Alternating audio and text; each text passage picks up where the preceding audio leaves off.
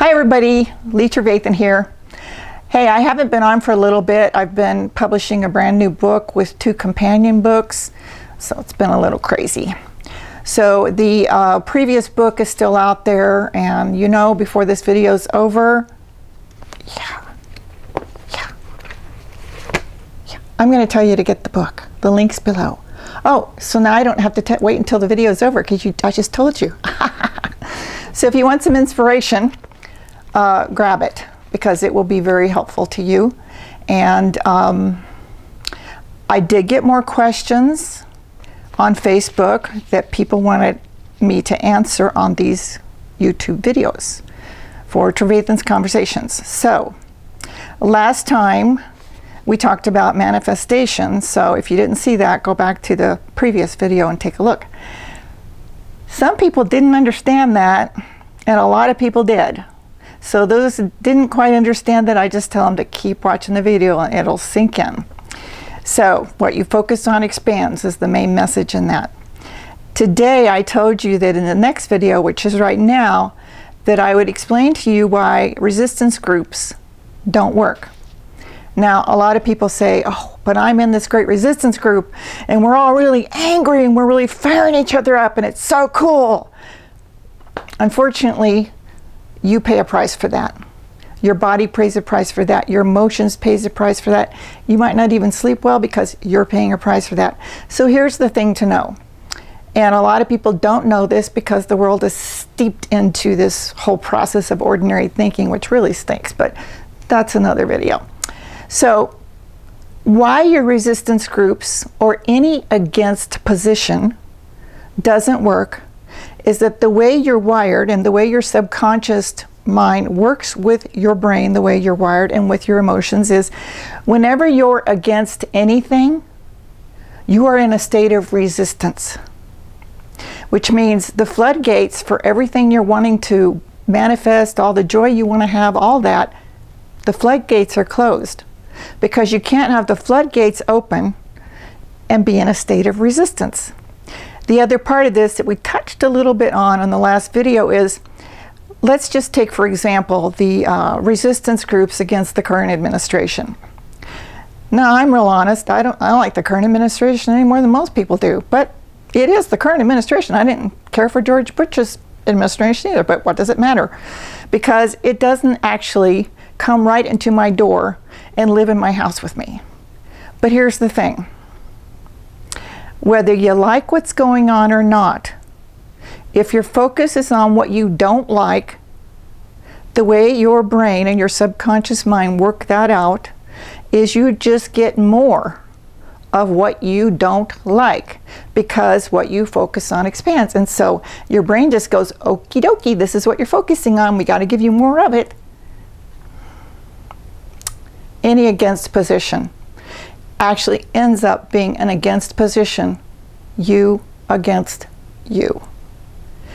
Now, you may be saying, but Lee, there's power in numbers. Yeah, when it's against position, there's power in numbers and it's negative power. So if you want to know how you can flip that, and you know I'm real big on flipping negative thoughts into positive thoughts, you turn that into a positive thought for whatever candidate or whatever situation it is that you are for. So let's look at it this way. If you're against the current administration, who are you for? Who are you for? That's what you focus on. Any focus on the current administration just makes that current administration stronger. And it doesn't matter whether you're in the United States or any other country on the face of the earth. It doesn't matter what against position you have. You are the one paying the price for that. The person you are against doesn't know you, will probably never know you. If they did know you, they wouldn't give a flying fling. They just wouldn't care.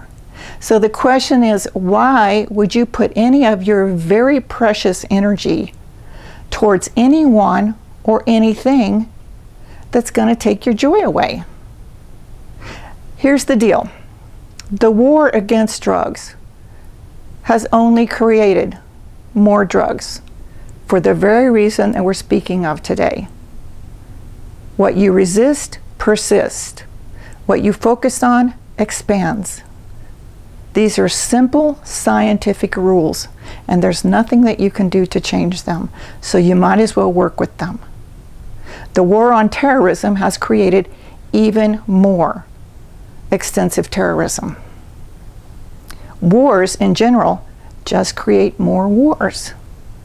So instead of being against war or against any position at all, flip that thought and be for something that is better than what you're against. So I hope that makes sense to you. If you do have questions, you can put them in the comments below. Be sure that you subscribe to this channel and hit the little notification bell. I am really working to get better about when I can get my filming done, but it's been a little tricky. The new books are out, and I will put the links down below. Sorry. Oh, that feels better. I will put the links down below so that you can take a look at the new book. There's 2 companion books that go with it. But before I leave today, I did want to answer a couple of other really super quick questions. One was the current situation with the riots. People have said, oh my gosh, I'm so sad. How do I deal with this? I'm so angry. How do I deal with this? So here's what I'm going to say, and I'm going to make it very brief. The riots, again, are an against position. So what's happening? Totally innocent people didn't do a damn thing. Totally innocent people are the people paying the price for the riots. Now, the Floyd family has asked for peace, and they're pretty much being ignored. So people said to me, so if there's a for position, what's a for position? If you flip the riots into a for position, then what you've got is tons of people, for instance, around the country and around the world, sending out love to the Floyd family. Now just think about that. Just think about this. If the people that are rioting would flip their thoughts, instead of going for the anger and the hatred and the violence and the destruction and all the things they're doing, if they just flipped that thought and they all of a sudden said, if these lives really do matter, then let's give that family everything we can give them. Send them all the love we can give them. Send them money if you have it. Help them. Pay for funeral costs. Do something positive for this family. They are begging these riots to be over. Honor what they're asking for. Now, I'm not saying I'm for or against anything here. I'm very neutral in this whole thing because that's the most positive way for me to be. But I just want you to think about that thought.